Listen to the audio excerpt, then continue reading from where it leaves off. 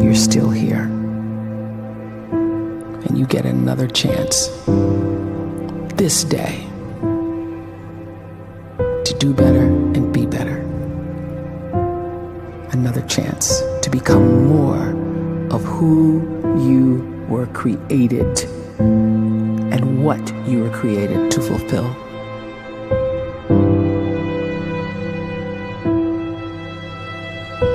Everyone in the world is capable of living outside the role or beyond the roles that they place themselves in, no matter what it is. You're not just a dad, you're not just a banker, you're not just a brother or a son or a convict. It doesn't matter. Like, everyone is bigger, much bigger, infinitely bigger than the roles they place themselves in, and is capable of reaching potential greater than anything they could imagine.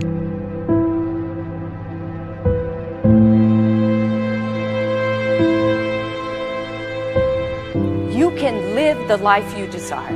It's right there in front of you. But in order to achieve it, you must first see it, then believe it, and then you must graciously ask and train your brain to help you execute your vision.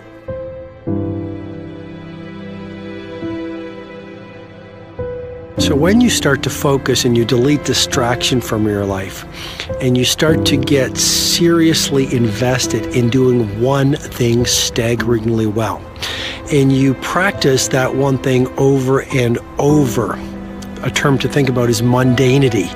You do one simple, seemingly insignificant thing every day around your main skill, and it's very mundane, but small daily improvements over time lead to world-class results. Well, here's what happens in your brain. You start to isolate a single neurocircuit around that skill, and that starts to trigger a certain type of brain cell called an oligodendrocyte, which then releases myelin.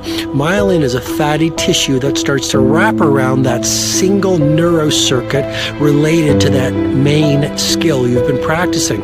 And when myelin starts to wrap around the brain circuit, what happens is you have accelerated learning times, you can see more quickly, heightened perception, and you'll learn more quickly. And that is really the quote-unquote secret of the great producers. It's not a result of some natural gift, but their daily practice, their relentlessness and their grit, their work ethic, and their singular focus and sacrifice.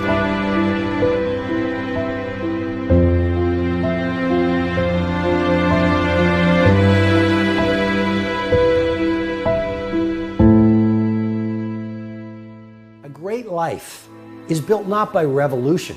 A great life is built by evolution. Small and steady wins the race.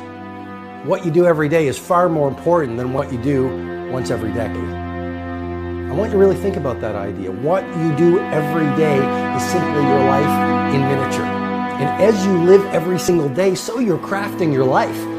What you do over the next hours is really building your future. And if you can just get every single pocket of 24 hours right as best as we humanly can, the rest of our life is going to take care of itself. So small wins matter. The scripture says we will eat the fruit of our words. You are planting seeds when you talk. At some point, you're going to eat that fruit. My challenge is make sure you're planting the right kind of seeds. If you want apples, you have to sow apple seeds. If you want oranges, you can't plant cactus seeds, poison ivy seeds, mushroom seeds.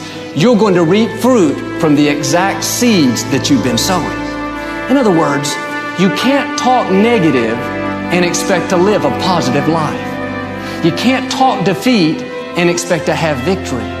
You can't talk lack, not enough, can't afford it, never get ahead, and expect to have abundance. If you have a poor mouth, you're going to have a poor life. If you don't like what you're seeing, start sowing some different seeds.